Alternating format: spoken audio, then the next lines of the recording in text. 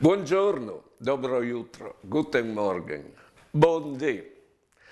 Una belle usanze che è arrivata a nimis di due famiglie dal Centro America.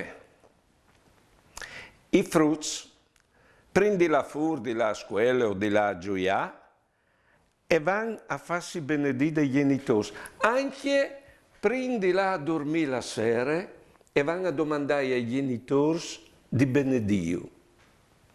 Mi è piaciuto tanto queste mode. Mi piace tanto che di quando le hai sapute, quando batti un frutto, una frutta, o regali un bucino di aghessante di che una volta si metteva in indicare di là dall'ied matrimoniale.